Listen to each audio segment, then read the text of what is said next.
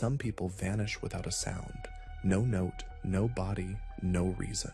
Others leave behind fragments, a shoe in a field, a call that never ends. But the mystery only grows colder, because sometimes the scariest part isn't how someone disappears, it's where they finally show up. In 2012, a 17-year-old girl vanished out of thin air while walking home from a friend's birthday in Fresno, California. No phone call, no sighting, no contact. Just a final ping near an empty orchard and a backpack found 2 days later on a chain-link fence. For 5 years, the case sat unsolved, until one morning in 2017, a California sheriff reviewing old satellite maps noticed something strange near the edge of the orchard. A rusted car, partially buried in brush. The trunk was open, and inside it, barely visible in the sunlight, was a face. The girl's name was Danica Reed.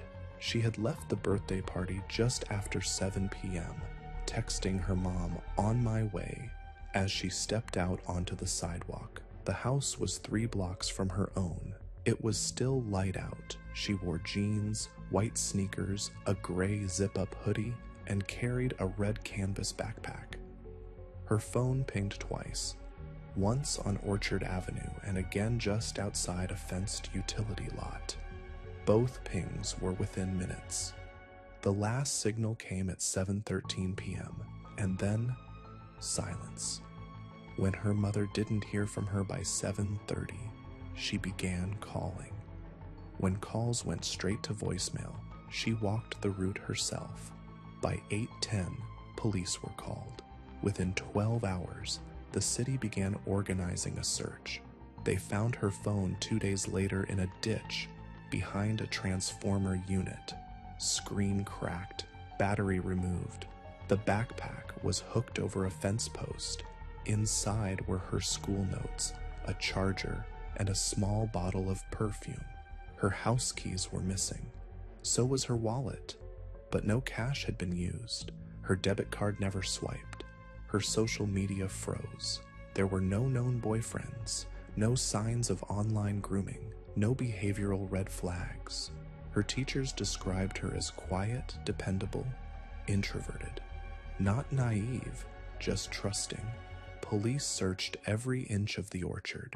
Cadaver dogs were brought in. A helicopter was flown over the adjacent lots.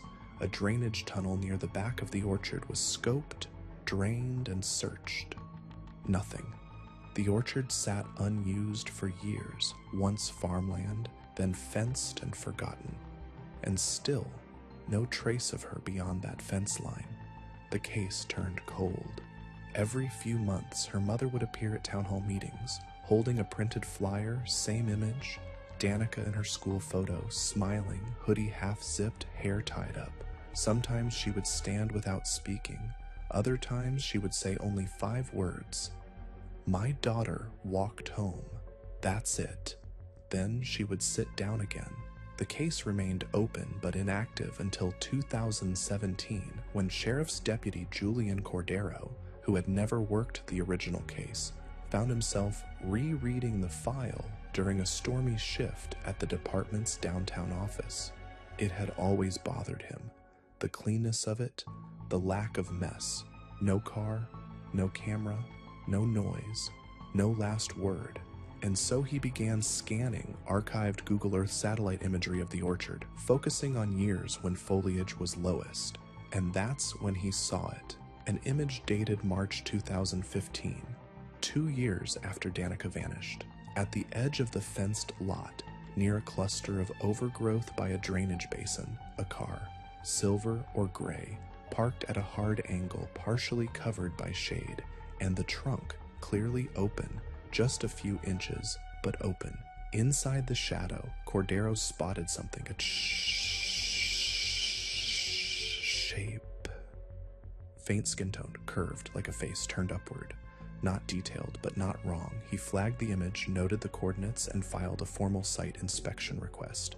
On April 9th, 2017, a team returned to the orchard. The fence had been reinforced in recent years, but the patch by the basin was still untouched, and buried in the dirt, leaves, and vines beneath a collapsed branch and nearly 2 feet of debris was a car. Older Buick. Rusted through. No license plate. Windows broken. All 4 tires flat. The trunk was sealed shut, but crowbars loosened the rusted latch. It groaned open. There were no remains inside.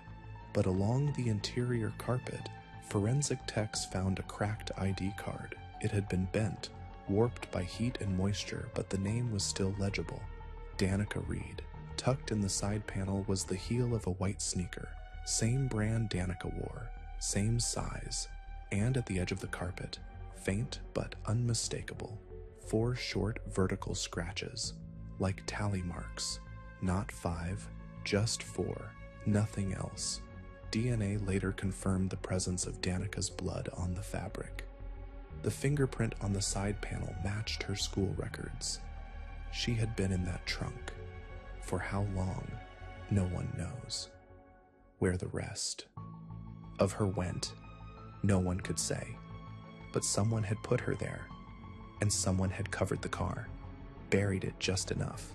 Not to hide it forever, just enough to let time smooth over the edges. The car was never traced. The VIN was filed off. No registration, no prior reports, nothing. The orchard's ownership had changed hands 4 times. None of the prior tenants recalled a car being there. Some claimed the area had always been sealed. Others admitted they never walked past that part of the lot. And after the discovery, no suspects were identified. No new fingerprints, no leads. The image that started it all, the satellite capture from 2015, remains one of the most studied single frames in the department's archive. No other angle from that day showed the trunk open. No image before or after showed the car, like the moment was meant to be captured once. Not to solve the case, just to prove she had existed, not vanished, just hidden in plain sight. When the trunk was forced open and investigators leaned in beneath the webbed shadows of vines and rust, there was a brief moment where everyone stood still, not out of fear but out of confusion, because what they expected to find, either remains or rot, wasn't there, only silence, pressed cloth, old fabric that held the impression of something once present, like a negative space too carefully undisturbed. And it was that absence that made it harder to breathe, because the carpet bore clear compression marks, like knees, shoulder, a place where weight had rested long enough to shape the decay. And in the corner, near the exposed insulation, the small folded ID card said, "Everything without needing a body. Danica Reed, class of 2013, water-streaked but intact, her photo still visible through the plastic sleeve, her school barcode half peeled from heat, and the sneaker heel beside it, embedded into the soft lining of the trunk floor, its canvas sides torn in a way that looked more like time than panic. Same brand, same make, same worn tread pattern seen in the only photo her mother had from a previous field trip, now being matched by analysts back at the lab who would later confirm the heel's wear and debris residue lined up perfectly with the orchard's soil signature. And then came the tally marks, not visible until light passed at the right angle, not carved deep, but scratched faintly above the trunk hinge. 4 vertical lines, no 5th slash, no surrounding words, no other markings, like a count paused or a ritual abandoned. And what that suggested couldn't be explained in lab reports. That maybe Danica had been conscious, that she was still alive inside the trunk at some point, maybe waiting, maybe tracking time, or just making sense of the quiet. And if that was true, the question that no one wanted to ask was how long she had waited before that count stopped. The car itself was a wreck, its body nearly folded from root damage, windshield cracked by a fallen branch, and every trace of registration had been removed, the VIN stripped from the metal plate, the license plates missing, and the engine's serial ground to a blur. No prints on the steering wheel or dash, the glove box, empty except for a torn parking stub from a shopping center in Fresno. Dated July 3, 2013, more than a year after Danica had vanished, and that single detail shifted the case from tragic to terrifying, because it meant the car hadn't been placed in the orchard in 2012. It had moved, it had traveled, and whoever had been driving it had likely done so while Danica was already gone, or worse, while she was still in the trunk.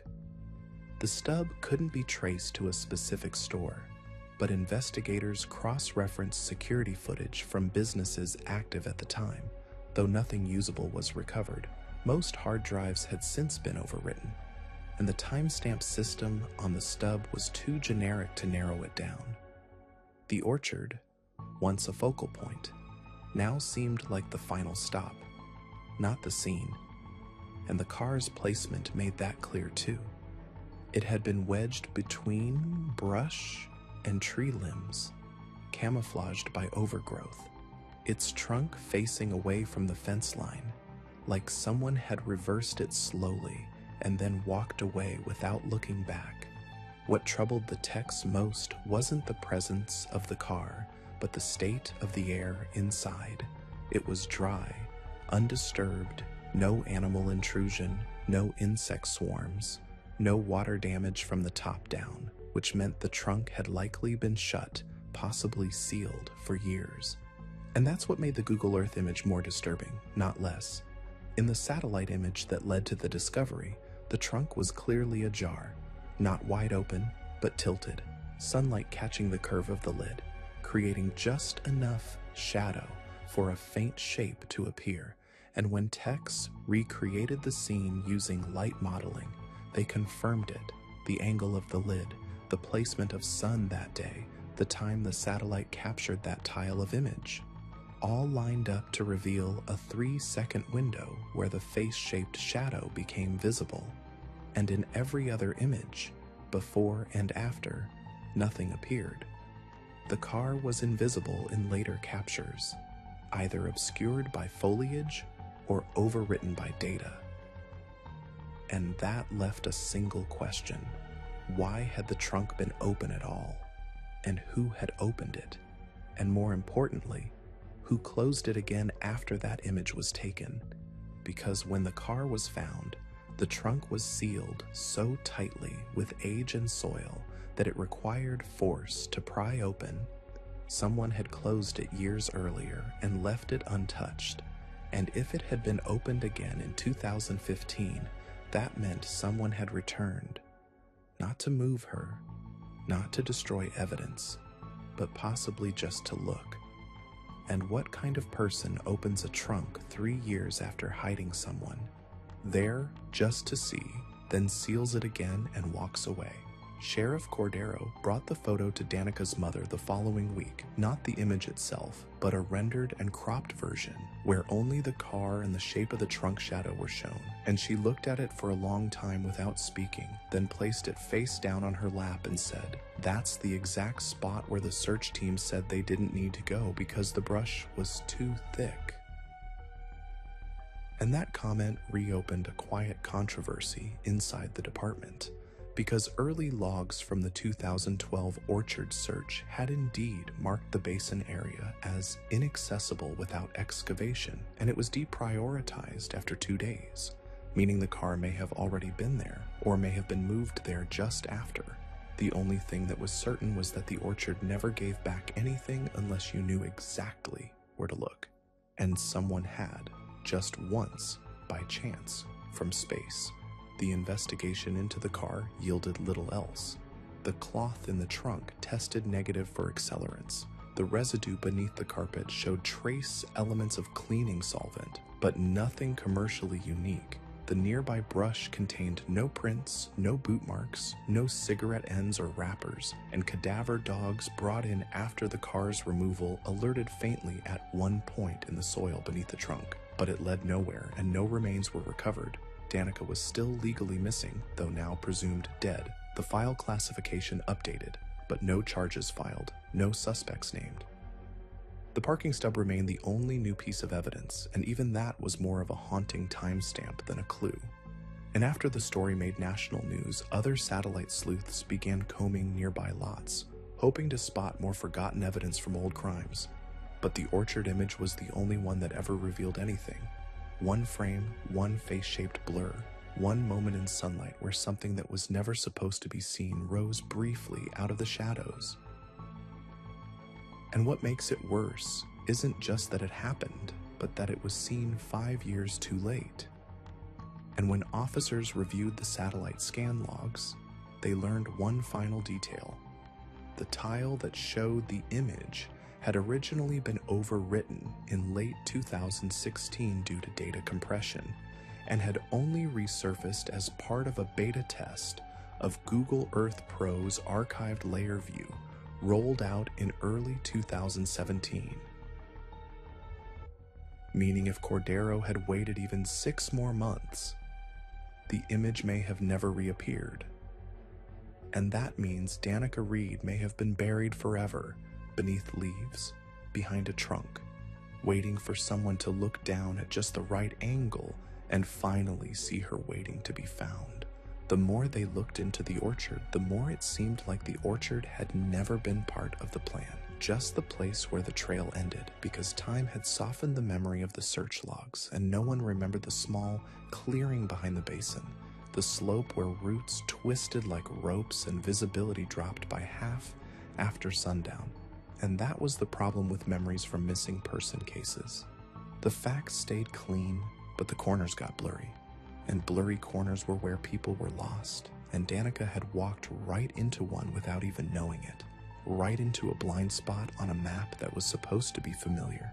And when the car was pulled from the ground and lifted by crane, it took nearly 45 minutes to get it clear without collapsing the underbrush that had sealed it in, and the crime scene unit had to work quickly before the county ordered the land cleared for upcoming development, because what used to be open field was now marked for drainage expansion and future zoning. And that pressure meant evidence had to be prioritized, and anything not directly linked to Danica's belongings was cataloged, photographed, and boxed for storage without deep analysis.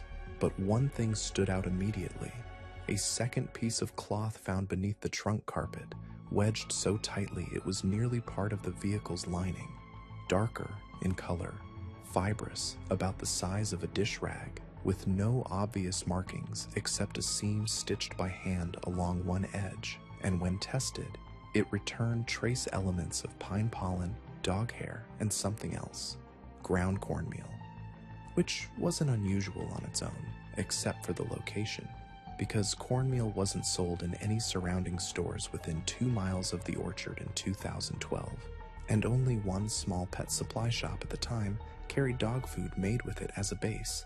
That shop had closed in 2015, but purchase records had been digitized just before bankruptcy, and inside those archives, under a July 2012 transaction, was a receipt for ground cornmeal-based pet food and a roll of twine, paid in cash, no name listed, but the timestamp placed the transaction at 4:18 p.m., just 3 hours before Danica's last known phone ping. The clerk who worked that day had long since moved, but investigators tracked her down in Nevada and showed her the images from the trunk, not expecting anything. But when she saw the cloth scrap, her face changed. She remembered a man. Tall, flannel shirt, trucker hat. No real features that stood out except the way he smelled. She said, not like sweat or oil, but like medicine. Something antiseptic, something sterile. And the only reason she remembered him was because he didn't look at her when he paid, didn't make eye contact. And when she gave him the change, he dropped it on the counter and left without a word. A security camera had existed behind the register at the time, but the hard drive was long gone and the owners had never backed up footage. Still, it was the first trace of a possible someone in 5 years, and it gave the team something new to work from, something physical. And that cloth fragment was logged under evidence code 11807-F. Material, trunk, foreign origin, potential transport item. And though it didn't lead to a direct name, it proved something else investigators had long feared, that the car Danica was found in had not been hers, not borrowed, not impulsively taken. It was prepared, stocked, readied for use, and that whoever placed her there had already gathered the supplies before she disappeared. And that moved the case out of the category of crime of opportunity and into the one that detectives disliked most, premeditated abduction. But even with that reclassification, there were still no leads, no suspects, no license plate records, and no one on the offender registry linked to that vehicle make or the Orchard area. So they pivoted to tracking aerial data, hoping other images of the car existed between 2012 and 2015, and the FAA helped pull a list of low-flight surveillance flyovers used for unrelated projects, mapping, agricultural surveys, fire risk scans, and from one of those flights dated October 2014, a researcher reviewing infrared crop mapping data flagged something on frame 112, a thermal image of the orchard showing temperature variances along the brush line, and right at the southern edge of the basin, a heat signature not from a living body, but from metal, the kind of delayed absorption that comes from older vehicles after sunset, heat rising slow. And that meant the car was already there a full year before the Google Earth photo was captured. And now they had a narrowed timeline. Someone had placed the car with Danica inside between late 2012 and fall 2014, meaning the parking. Stub found inside, dated July 3rd, 2013, was not random. It was from the transport window. And so they went back to the stub, re-examined its faded print, and under alternate light, they found a second line of ink, barely legible, faint, an internal store ID number, and that number matched a tenant record from a now defunct electronics shop inside an old strip mall west of Fresno. The store had shut down in 2016, but their leasing paperwork included customer survey forms, and in one of them, buried in a binder that somehow hadn't been shredded, was a single entry from July 2013. Customer name, MC. Payment type, cash. Product purchased, external hard drive. And it meant nothing until they matched that receipt to a cash register log that included a short security note from the clerk that day. Guy bought a hard drive, asked if any of the back rooms had blinds. Kinda weird, smelled like alcohol wipes, wrote initials not full name. And then there it was again. The smell, the silence, the absence of eye contact, and the initials MC became the first possible person ever associated with both the stub and a physical presence near Danica's timeline. The problem was no one knew who MC was, and they had paid in cash, left no ID, and the form hadn't asked for a phone number. So the team started pulling through known offenders, prior property owners, and former residents with those initials, and eventually, from a list of 44 people, they found one who stood out. Michael Calder, once cited for trespassing behind a storage yard in 2009, and later evicted from a mobile home 6 blocks from Orchard Avenue in December 2012, 3 weeks after Danica vanished. When officers pulled the eviction log, the reason cited was backlot fire damage and chemical odor, and the cleanup company had filed a report stating the trailer's interior was unusually clean, almost sterile, wiped down to a degree that suggested attempt to erase scent or residue. And though they couldn't tie him directly to the car or to Danica, Michael Calder had vanished from public records in 2015. No job, no known address, no confirmed death. And that became the new thread. A man who disappeared without warning, just after the last heat image of the orchard was captured, whose initials matched a store receipt found inside a car that had once held a girl. The city was beginning to mourn, not because she was gone, but because she had been missed, passed over, buried under brush, under assumptions, under poor timing and bad angles, and if not for a pixelated image, caught by satellite on the one day the light hit just right. She may have stayed invisible, like him, gone, but not far. What stood out about Michael Calder wasn't just that he disappeared, but that no one seemed to notice when he did.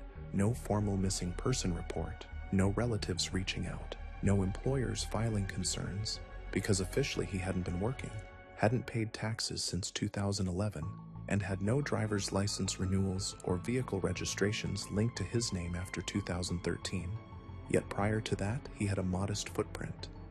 2 address changes, a utilities account, and a series of purchases traced through cash register logs and survey forms, mostly generic, but all within a 5-mile radius of Orchard Avenue.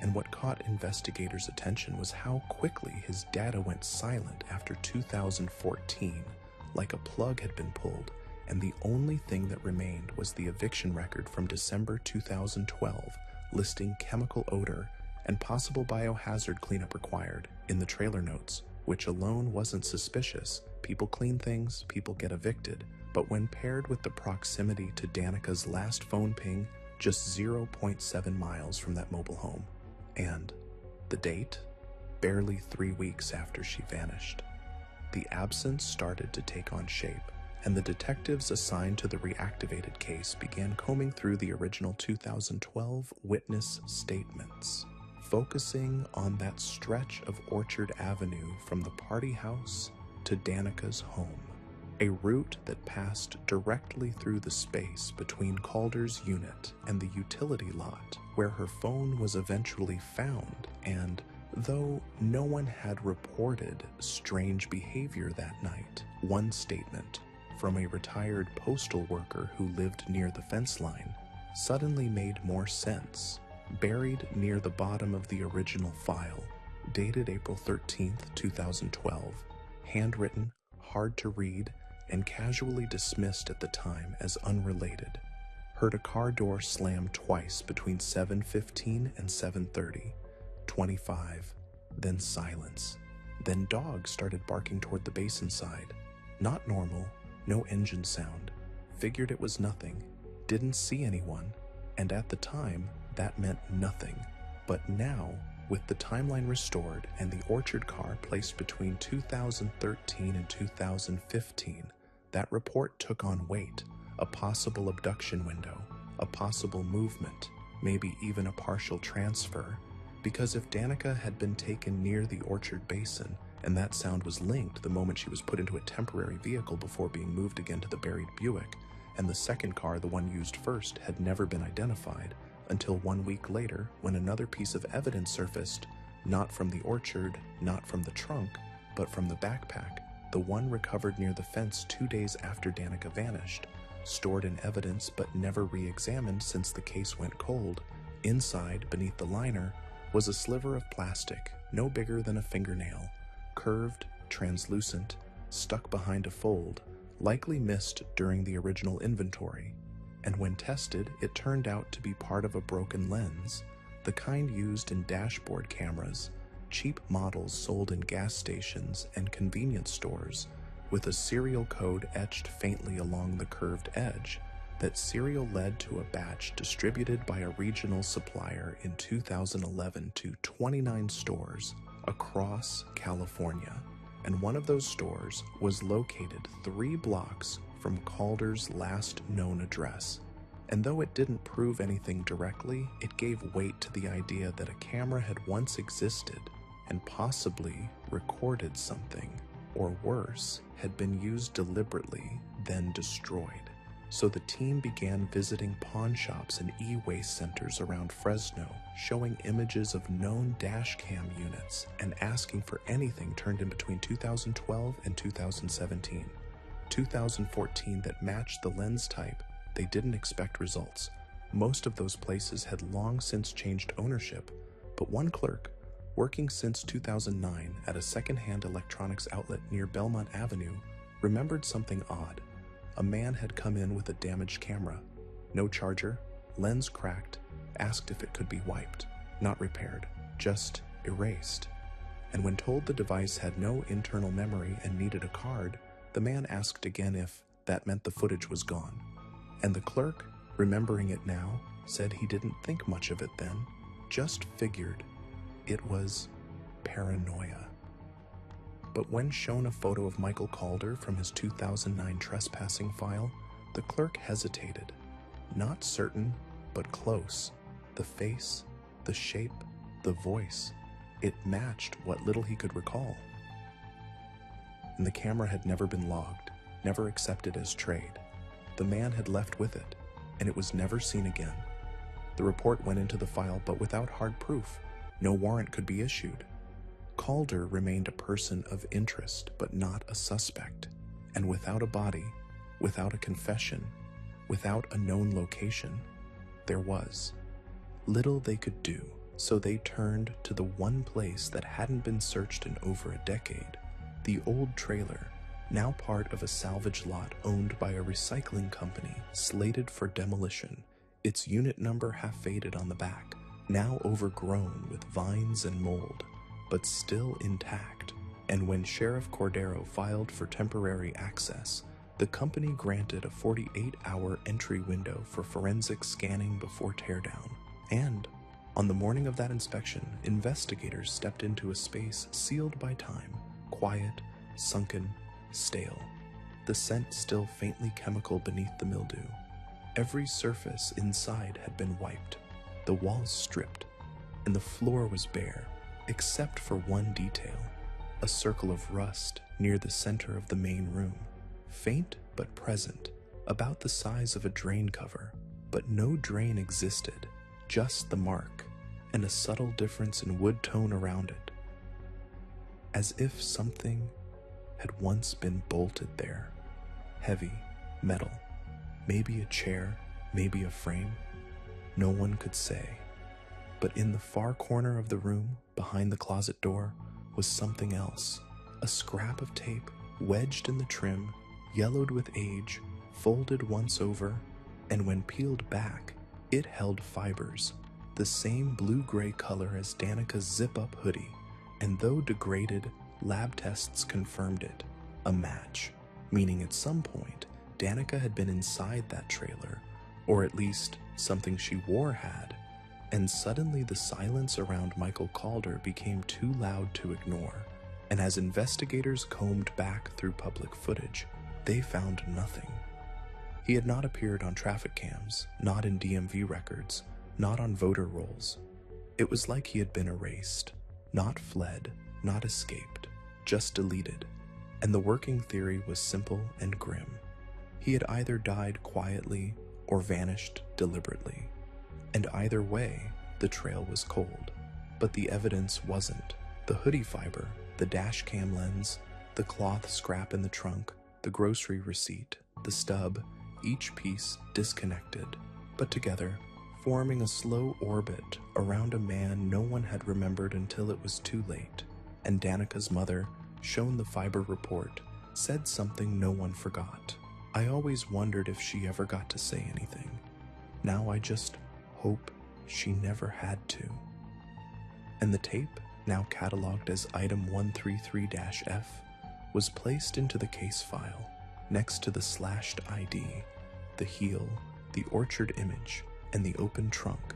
And the case, though still technically cold, was no longer still, because somewhere, buried behind that silence, was movement. Someone had planned it, someone had erased it, and someone had left just enough behind to be found. What they didn't find inside the trailer was just as unsettling as what they did. No handwritten notes, no receipts, no digital devices, no bills or personal effects. Every surface had been stripped, wiped, and left intentionally bare. The only markings in the space were faint etches on the bathroom mirror, visible only under angled light, like someone had scraped into the condensation over and over again with a fingernail. Most of the lines were smudges or spirals, indecipherable, but one stood out. 3 letters, all caps, written backwards as if meant to be seen in reflection. EVE. It wasn't Danica's name. It wasn't a known nickname. It didn't match any known person in the file. But when investigators ran a filtered scan of the trailer's past residents, a connection surfaced.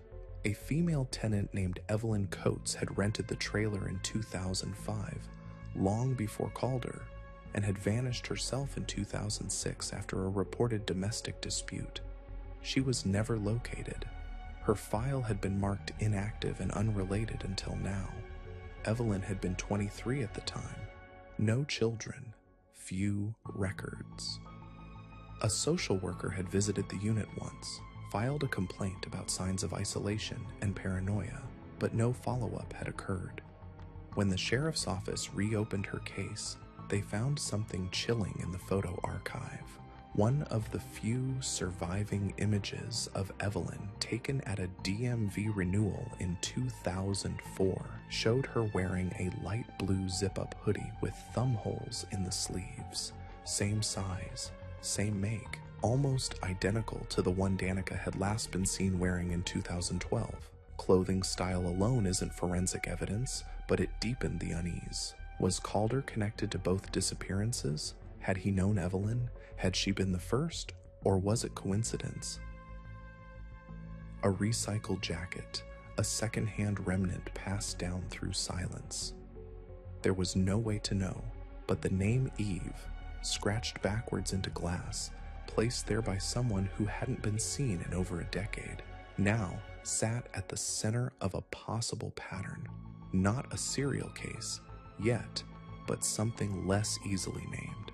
And that led investigators to cross-reference other unsolved female disappearances within a 50-mile radius of Fresno between 2000 and 2014. Over 60 cases fit the broad criteria. 10 involved similar age ranges. 5 shared similar last-seen locations. 2 had been walking home. 1 had a missing backpack, and only 1 other involved a car found abandoned near a drainage basin. That case from 2008 had ended in frustration when the car's trunk had been rusted shut and no remains found. The car had since been crushed at a scrapyard before DNA protocols became standard. The file was thin, but a photo remained. A rusted silver Buick, missing plates, angled off a rural access road, a match to the make and model found in Danica's orchard. Nothing had linked them before. No one had connected them, not until now. And suddenly, Danica Reed wasn't just a victim. She was a pattern that no one had seen in time. What came next was a shift not just in the investigation, but in its tone. Because cold cases aren't just about evidence, they're about timing, momentum, and public attention.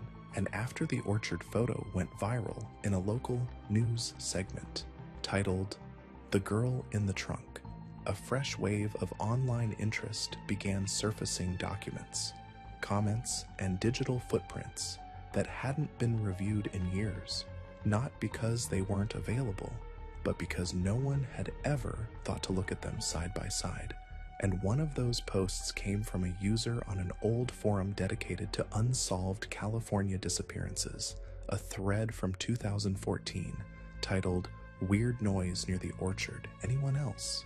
with just a few comments, mostly dismissive, except one that said, "I heard it too," sounded like a car door and a scream, then nothing. The user who posted it went inactive that same year, but the account had been linked to an IP address near a bus stop 2 blocks from Danica's last known location, and although the tip wasn't actionable on its own, it confirmed what the old postal worker had written in his statement years ago. That something happened between 7:15 and 7:25 p.m. Something no one could prove, but multiple people had quietly remembered. And that idea, that the clues had always been scattered just enough to seem unrelated, became the new lens through which the department reapproached the case, because the detail that tied everything together wasn't forensic, it was atmospheric. The silence, the way things stopped, how every report described the moment not as violent but suddenly empty, and that absence, as it turned out, was itself a signature. And when analysts re-reviewed the Evelyn Coates case from 2006, they found the same phrase in her neighbor's interview. She was there, then she wasn't, like someone turned off the world for a minute. That phrasing had never stood out before, but now it echoed the feeling that had been circling Danica's file for years. The vanishing wasn't messy. It was quiet, calculated, and left just enough behind to haunt without resolve. And it was in that mood that a second, long-overlooked piece of evidence came to light. A disposable camera found in the orchard trash during the original 2012 search, undeveloped, assumed discarded, bagged, and logged without priority. But when pulled now, in 2017, and processed carefully, 4 of the images were blank, 1 overexposed, and 2 clearly from a different location. Interior shots, low light, showing what looked like a small space, wooden beams, and a mattress without sheets. One image had a timestamp overlay. April 10th, 2012, 9:42 p.m. The night Danica disappeared, and the image showed part of a hand, blurred, and what looked like a zip-up hoodie sleeve. Same color, same style. It couldn't be confirmed to be hers, but when cross-checked against known camera batches sold in Fresno in 2012, the film roll was matched to a store 2 blocks from Orchard Avenue, and that was enough to make the image official evidence. And now, investigators had a photograph from the same night Danica disappeared, recovered from the orchard trash pile, showing what appeared to be a space no one had ever searched. Not the trailer, not the car, something else entirely. And when overlaid with elevation maps, they found that the horizon line and shadows matched a small shed-like structure behind a private lot north of the basin, a structure that had burned down in 2014 due to a lightning strike, and was never included in the original search because it was technically off-grid and registered as agricultural storage. And that structure, investigators now realized, had never been entered, cataloged, or even photographed until after it no longer existed. And that meant the first place Danica Reed may have been taken to, the place in the photo, may have already been turned to ash before anyone even thought to open the door. What made the shed so important wasn't that it existed, but that no one had noticed when it stopped existing. Not the zoning board, not the fire marshal, not even the property owner who had purchased the land in 2015 without a single mention in escrow of a previous outbuilding on site. And when shown the aerial overlays from 2012 to 2014, he was stunned to realize that a structure had ever stood on that patch of earth, now just gravel and overgrowth, sloped gently downhill into a wet runoff zone, invisible from the road, too small to register as a home and too isolated to count as a barn. Yet there it was, in 3 consecutive satellite photos, a rectangular outline, peaked roof, estimated dimensions 24 by 10 feet, located precisely where the interior photos from the disposable camera seemed to originate based on light angles, ceiling beams, and soil reports pulled from the film's color degradation, which suggested a colder, damper climate, all of which matched the elevation and runoff data of the basin-adjacent lot where the shed once stood. And when investigators surveyed the area in 2017, they found faint depressions in the ground, rectangular sink-ins barely visible beneath the surface brush, consistent with collapsed flooring, and buried among the roots near the southwest corner. They recovered 3 nails, heavy gauge, oxidized, flat top, typical of rural framing done before 1990, and in the same sweep, a 4th item was recovered, a button flat, plastic, navy blue, with 4 holes and faint fabric threads still attached, approximately the size used on junior-sized jeans. And when compared to the known outfit Danica Reed had worn the night she vanished, it was identical in shape and color to the buttons on her back pocket, and although no conclusive DNA could be pulled from it, the soil analysis matched the chemical signature of the orchard floor, linking the object to the same decay environment. And though none of it proved beyond doubt that Danica had been inside the shed, the convergence of time, geography, light, and evidence made it the most probable holding location prior to her being placed in the trunk. And what chilled investigators more was not what was found, but what wasn't. No evidence of locks, no restraints, no food, no bedding, no clothing, no biological material beyond the button, which suggested that the shed had either been meticulously cleaned before the fire or intentionally emptied as part of a larger erasure. And the fire itself, though officially documented as lightning sparked, now raised doubts. The incident report from June 14th, 2014 listed point of origin, east interior wall, but there had been no lightning strike confirmed within a 5-mile radius that night, according to NOAA logs, and the closest thunder activity had occurred over the mountains, too far to ground naturally in that spot. And when the fire response team was questioned again in 2017, one volunteer firefighter admitted, under casual questioning, that the damage pattern had always struck him as strange, that the flames had burned in a contained inward spiral, not the typical outward expansion seen in natural strikes, and that the ignition point looked more like a pile of accelerant had been stacked at the center. But no further analysis had been done at the time, and the case had been closed in under a day. Just another summer blaze on unregistered land. But now, with the new evidence from the disposable camera, the hoodie, the orchard trunk, and the link to a man who had once lived within walking distance of every critical point, the story was changing. And then came the phone call, placed to the Fresno Sheriff's Office tip line at 3:47 a.m. on a rainy Saturday. The voice was male, middle-aged, and deliberately calm, almost flat, distorted slightly, like he was speaking through a paper filter or old headset. He didn't give a name, didn't ask for anyone by title, just said this: "You're looking in the right place, but it wasn't the only one." Then silence. The call lasted 12 seconds and disconnected before it could be traced. But the voice had triggered something in one of the detectives who had worked on the Danica Reed case since day one.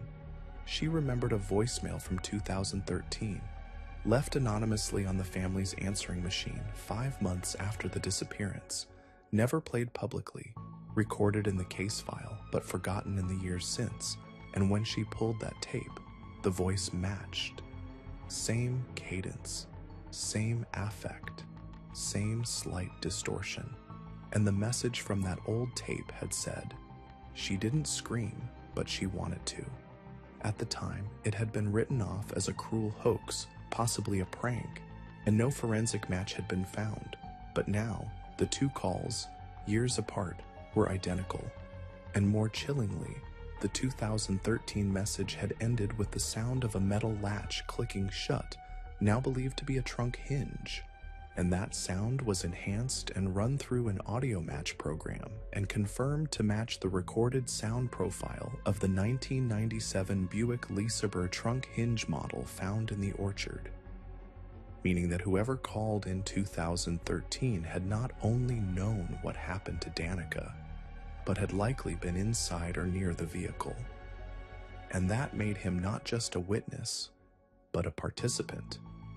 And while the trace on the 2017 call led nowhere, phone technicians noted that the connection signal came through a relay tower on the northern edge of Tulare County, near an old motel that had been used intermittently by seasonal workers and transients. And when the tower's ping logs were reviewed, only 2 numbers had connected in that 5-minute window, one to the tip line, the other to a disconnected burner phone with no subscriber history. And so, officers canvassed the area, looking for anyone who remembered a man, mid-40s to 60s, traveling alone, quiet, possible facial scarring or speech issues, but no one stood out. The motel had cleared out a week earlier due to plumbing renovations, and the guest log had been incomplete. And so they went back to the old records, back to 2012 to 2014, and found something else that hadn't made sense then, but now rang differently. A complaint filed in 2013 by a night manager at a roadside diner 20 miles south of the Orchard, who said a man had come in at closing time, ordered coffee, then just sat there staring at the wall, mumbling under his breath, repeating the words, "She stayed quiet. She stayed quiet."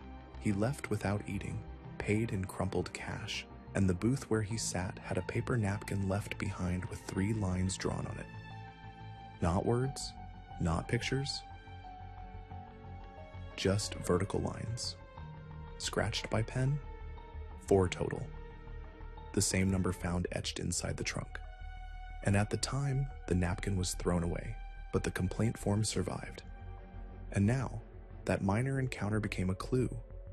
Not definitive, but too similar to ignore. And the lines, the silence, the methodical erasure, they all painted the same picture. Someone who wasn't impulsive, someone who planned, someone who returned to the scene, not to gloat or destroy, but to be near it. And that kind of behavior is rare, not sociopathic, but obsessive. And that's when the FBI Behavioral Unit quietly joined the case, reviewing all the compiled evidence, and their initial profile, while unofficial, included the following: male, age 45 to 65, likely unmarried, likely worked in logistics or vehicle repair, preference for secluded or off-grid locations, non-religious but ritualistic behavior, not a thrill seeker, methodical, repeat activity possible, and the key trait, someone who views silence as control, someone who doesn't just hide victims, but erases their timelines, not because he wants attention, but because he believes no one is looking. And when that's your operating belief, the only thing that breaks the pattern is accident. And Danica's face in the trunk, caught by satellite, was never meant to be found. It was the glitch, the one angle, one shadow, one click that unraveled everything. And maybe that's why the voice came back in 2017, not to confess, but to adjust, because the silence had been broken. And if the message was right, that it wasn't the only place, then that meant Danica's story wasn't over. It was just the only one anyone had finally noticed.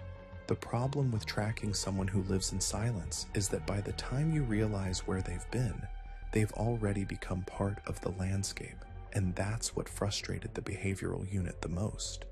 Whoever had taken Danica Reed hadn't needed to hide her far. He had just needed to wait for the world to move on, and for 5 years, it had, block by block, inch by inch, every repaved sidewalk and rezoned orchard smoothing over the shape of her story, until all that was left was a rumor, a ghost on a flyer, a whisper about someone's cousin's friend who never made it home, and that quiet forgetting is what this man had counted on. And now that he was being remembered, now that her name was being spoken again and her face was surfacing in news cycles and satellite screenshots, the question wasn't just who he was, but whether he was still watching.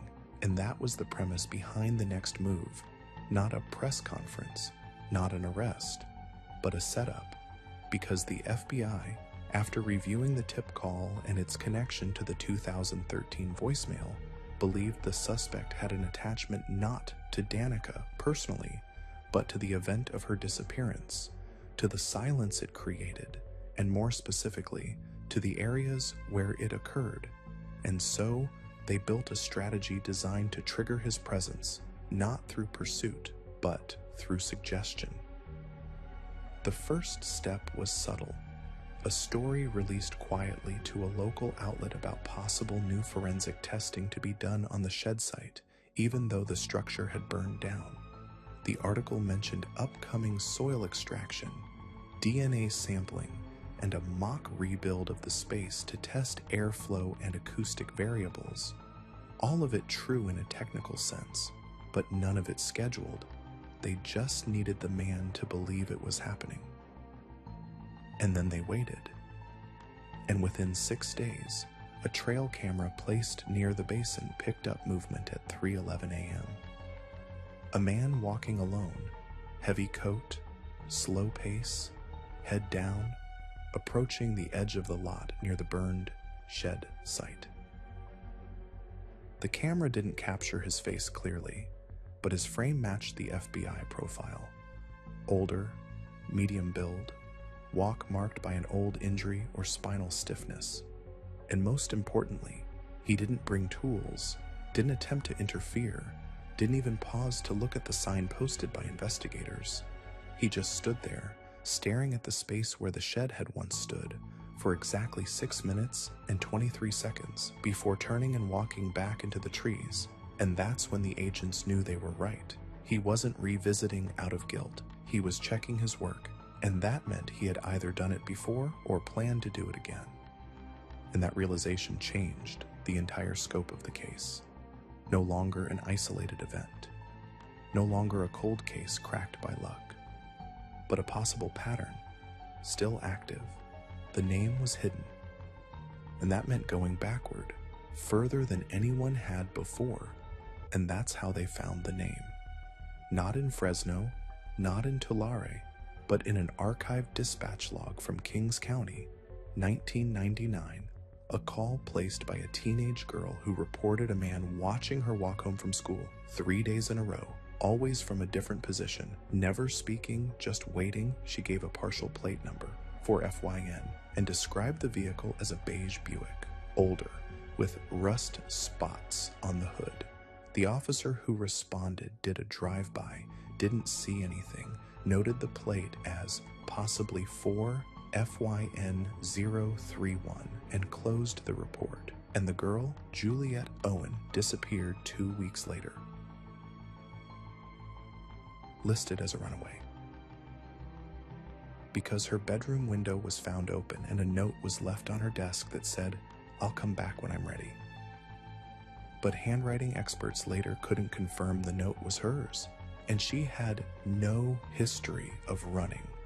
And her backpack was found weeks later at a rest stop 30 miles away, with all of her clothes still inside. The case was never connected to anything else until now. And when they pulled the partial plate and cross-checked it against every known Buick registered in the state between 1997 and 2002, one record surfaced, a 1997 Lesabur, beige, registered to a Martin Calder, Fresno address, expired in 2001, never renewed. And that name, Calder, was familiar, because Michael Calder, the last known resident of the trailer linked to Danica Reed, was presumed to be the same man who vanished in 2014, and further digging revealed that Martin Calder and Michael Calder were the same person. Legal name Martin Ellis Calder, born 1961, who began using his middle name sometime in the early 2000s. No criminal history, no social security activity after 2015, no known living relatives. And the moment that name was confirmed, everything clicked. The behavioral profile, the car, the orchard, the trailer, the vanishings. And so the search became a hunt, not for a killer necessarily, but for a man who had erased himself so completely that only his mistakes remained. And one of those mistakes was about to surface, because in 2004, when Fresno transitioned to digital permitting systems, a small handful of old handwritten land use forms were scanned in bulk without review, and one of them, dated 2001, included a request to build a storage unit behind a parcel of land listed as private agricultural use only. The signature was illegible, but the mailing address belonged to a property near the orchard, and the file had been flagged for non-compliance, never followed up. And that address, when checked in 2017, belonged to an unlisted cabin-style home, now foreclosed, with no utilities since 2008, and when agents visited it, they found it gutted, empty. But behind the house, 20 feet from the tree line, was a concrete slab half covered in moss. And beneath that slab, using ground-penetrating radar, they located a cavity, rectangular, 6 by 9 feet, with a single metal box embedded inside. It took 3 hours to extract it, rusted, bolted thick, and inside were items, some useless, some chilling, a set of clothes, child-sized, a cassette recorder, 3 Polaroids too damaged to restore, and a newspaper clipping from 2012, Danica Reed's missing person bulletin, folded perfectly, sealed in plastic. No other fingerprints found, but partial touch DNA linked to Danica on one of the buttons, again, matching the style from her jeans. And while it didn't prove this man had killed her, it proved he had followed her, and most of all, that he had wanted to remember it, not confess it, just preserve it, quietly, underground, as if it meant something sacred. And the agents understood then what kind of man they were dealing with. Not chaotic, not violent in the usual way, but patient, deliberate, obsessed not with suffering but with stillness. And that made him more dangerous, not less, because stillness doesn't make noise. It waits. And now they had evidence he had been waiting for nearly 2 decades. What the agents realized next came not from any piece of buried evidence, but from a clerical error, a mistake so small it had gone unnoticed for over a decade, but once uncovered, shifted the entire center of gravity in the case. And it started with a missing inspection tag, the kind taped to the inside of the trunk lid in most 1997 Buick LeSabres, a factory sticker indicating tire pressure, jack instructions, and manufacturing codes. And when one of the forensics team rechecked the photo archive of the Orchard vehicle, he noticed that the tag wasn't just missing, it had been scraped off, glue residue still visible, tiny scratches forming a rough circle where the decal had once been. And that raised a question no one had asked. Why remove a label that had no identifying information, unless it had been altered, replaced, or swapped?